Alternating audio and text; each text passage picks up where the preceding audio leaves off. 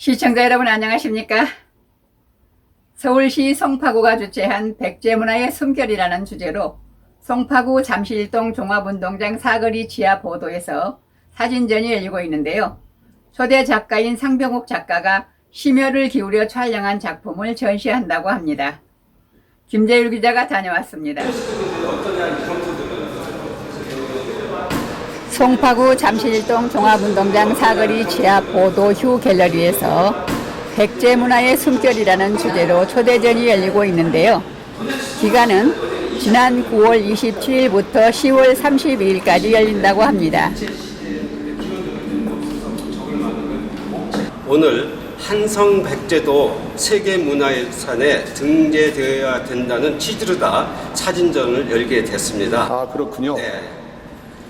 한성 백제는 기원전 18년에 서울 송파구 인접 한강변에 나라를 세웠으며 백제는 18년 전부터 660년까지 678년간 존속됐습니다. 네.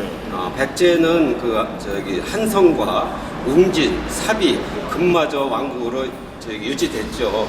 그런데 1915년 7월달에 유네스코에서는 세계유산을 지정하면서 전반기 있던 서울에 있던 493년간의 한성시대는 빠지고 그 뒤에 있던 웅진과 사비, 금마저에 있는 8개에 대한 유적에 대해서만은 세계유산으로 등재를 했습니다.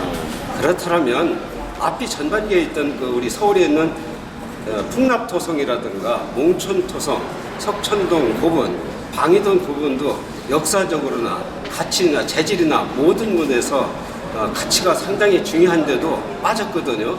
그렇다면 후기에 있는 공주라든가 부여, 익산 거기는 8개와 같이 함께 세계에서 등재된다면 전반기, 후반기의 백제문화가 여실히 드러나서 그것이 보람된 일이 아닌가. 그래서 그런 아쉬움이 있습니다. 그래서 제가 이번 전시를 통해서 모든 사람들이 한성 백제에 있는 유적에 대해서도 세계유산에 등재하도록 모두가 노력했으면 한다는 바람에서 또 작가로서는 그게 됐으면 하는 게 기원입니다. 아, 그렇군요. 네. 성공적으로 되길 기원합니다. 감사합니다. 오늘 여기 사진전을 하고 계신데 지금 열심히 보셨지 않습니까? 한 말씀 소감 좀 해주시죠.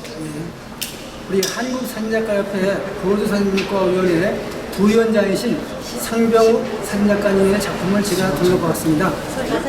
내용을 치밀하게 생각해서 잘 찍은 사진인데 원래 백제문화의 숨결, 한성백제문화유산도 세계유산에 등재되어야 한다라는 주제로 오늘 전시를 하고 있습니다. 네. 상병욱 작가는 일반 사진작가보다 한 걸음 앞서가는 사진작가라고 생각합니다. 지난번에 했던 한양도성 사진전도 그랬고 오늘 이 사진전도 역시 그렇습니다. 사진을 보니까 굉장히 치밀하게 계획을 세워서 하나하나 찍은 노력의 결과가 아주 돋보입니다.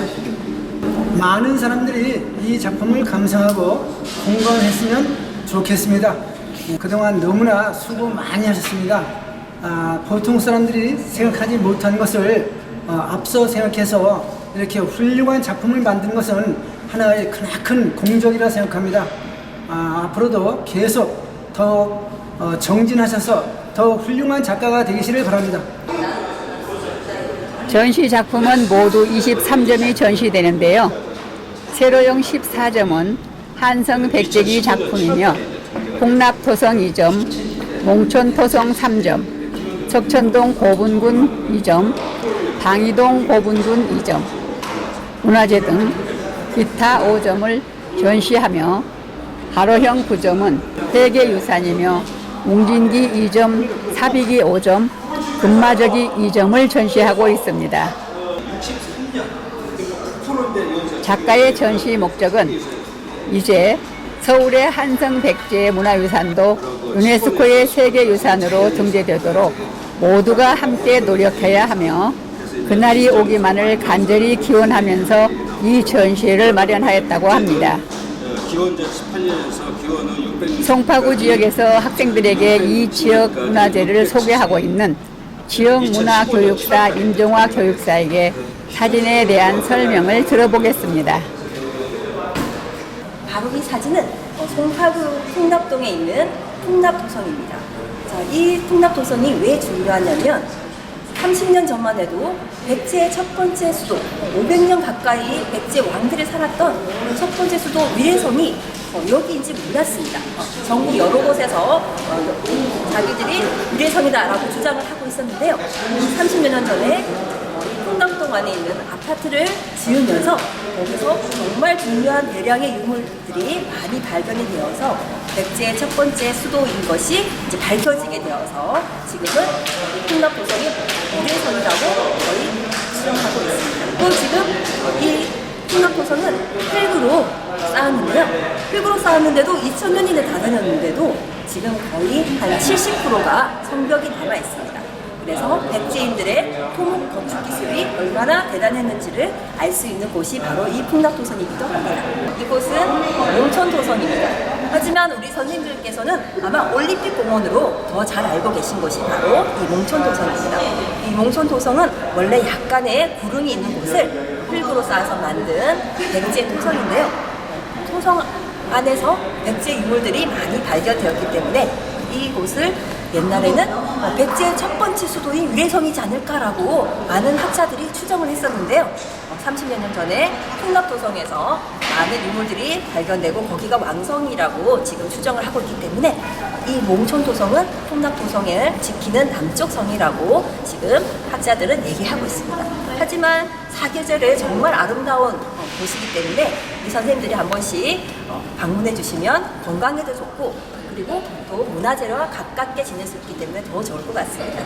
네, 이 사진은 바로 보시면 우리나라 대한민국 수도 서울 안에 피라미드 무덤이 있었네라고 이런 게 과연 어디 있었을까? 라고 생각하실 텐데요. 바로 잠실 롯데월드 석촌호수에서 100m만 가시면 이 피라미드 무덤을 볼 수 있습니다. 네, 이 피라미드 무덤은 사실은 이런 돌로 만든 무덤은 고구려에서 정말 많이 볼 수 있는데요. 이 백제 땅에 왜 피라미드 무덤이 있을까? 왜냐하면 백제를 세운 온종왕은 바로 고구려 주몽의 아들이죠. 그래서 백제 초기의 무덤들은 고구려의 영향을 받을 수밖에 없었기 때문에 이런 돌로 만든 피라미드 무덤이 바로 백제 땅에 있게 되었습니다. 그리고 여기에는 원래는 한 100년 전만 해도 돌로 만든 무덤이 몇십 개가 있었는데요. 지금은 딱 3개밖에 남아있지 않아요. 그리고 하나는 정말 규모가 엄청 큰데요. 한 변의 길이가 무려 50m 가까이 됩니다. 네, 이렇게 큰 무덤이 있는데 이 무덤의 주인공은 과연 누굴까라고 추정을 하는데 근초고왕 시기에 백제 도자기나 유물들이 조금 나왔기 때문에 아마도 근초고왕이지 않을까라고 추정하지만 정확하게 알 수는 없는 상태입니다. 하지만 이런 백제인의 무덤의 규모를 한번 느껴보실 거면은 바로 이 석촌호수 옆에 있는 석촌동 고분군으로 한번 놀러와 주시면 좋겠습니다. 여기에 있는 문영왕릉 사진입니다. 이 문영왕릉은 다행히 주변에 있는 무덤들은 일제시대 때 거의 다 도굴이 되거나 일본 사람에 의해서 발굴이 되어서 유물이 거의 남아있지 않은데요. 이 무덤은 무덤인지 모르고 있었기 때문에 그동안 도굴이 되어 있지 않다가 우리 박정희 대통령 시대 때 이제 이게 발견이 됨으로써 그 무덤 안에 있던 유물들이 몇천 점이 고스란히 저희가 지금 이제 볼 수 있게 된 무덤이 바로 이 문영왕릉입니다.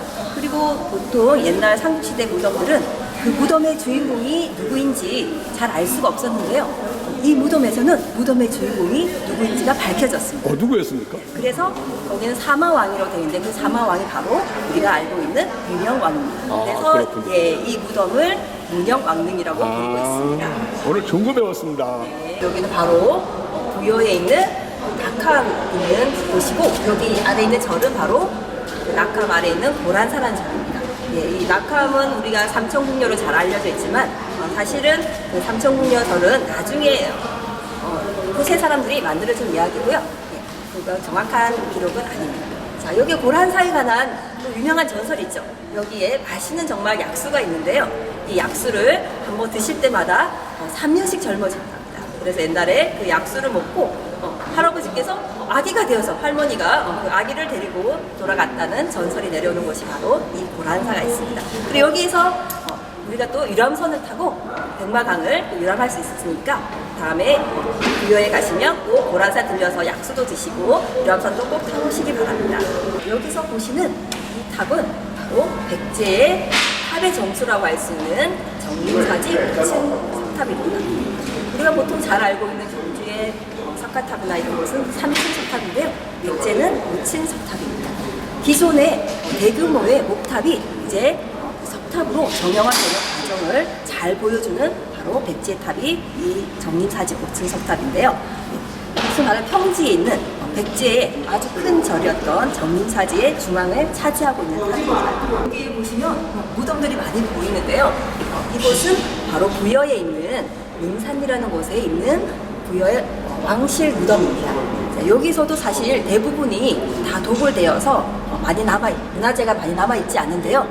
그나마 몇 곳은 안에 들어가시면 벽화가 그려져 있는 곳이 있습니다. 그래서 그 백제 사람들 벽화 모습을 우리가 볼 수 있고요. 그리고 이 능산리 무덤 옆에 있던 터에서 주차장 공사를 하기 위해서 하다가 아주 백제의 중요한 문화재가 발견이 되었습니다. 바로 백제의 금동 대향로라고 해서 백제 문화의 아주 정수를 느낄 수 있는 그 향로를 여기서 터에서 발견이 되었는데요.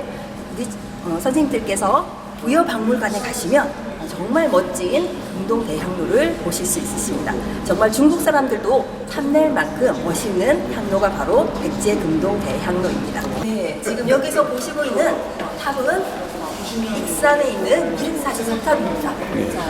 이곳은 정말 규모도 엄청 방대한데요. 네, 원래 남아있던 탑은 한쪽만 남아있었죠.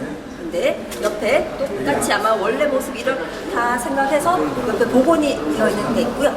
그리고 기존에 있던 탑도 거의 무너지기 일보 직전이었고, 그리고 일제시대 때 시멘트로 길을 발라놔서 유물이 훼손이 심했기 때문에 지금 다시 몇 년의 시간에 걸쳐서 지금 복원을 해서 지금 이런 모습으로 다시 재탄생을 했습니다. 그래서 백제시대 때 원래 있었던 동탑, 서탑을 그 장엄함을 느낄 수 있는 곳이 바로 익산에 있는 미륵사지이니까 한 번쯤 방문해 주시면 좋을 것 같습니다. 아, 그러시군요. 오늘 귀한 시간 내주셔서 감사합니다. 네, 감사합니다. 근데 지금 갤러리에 오셔서 네. 이거 지금 사진을 보고 계신데 사진을 보시니까 어떠세요? 예, 그 한성 백제 문화재를 좀 아는 것 같아서 네. 여러분들이 많이 오셔서 이렇게 좀 봤으면 좋겠습니다. 저도 와서 보니까 제가 모르던 것도 있고 그래서 너무 좋습니다. 모르던 건 뭘 발견하셨어요? 공산성, 공주산성도 그렇고 또 여기 나성도 그렇고 제가 안 가본 곳도 있네요. 아, 그렇군요. 네. 우리 저 작가님한테 한 말씀 해주시죠. 우리 작가님이 그 백제 그 문화의 숨결을 찾아서 전국의 그 지방 곳곳을 찾아다닌 거에 대해서 아주 감사를 드립니다. 제가 안 가본 것도 이렇게 알려주시니까 얼마나 좋습니까? 네, 감사합니다. 감사합니다. 이상으로 실버니 뉴스를 마칩니다. 시청해주신 여러분 고맙습니다.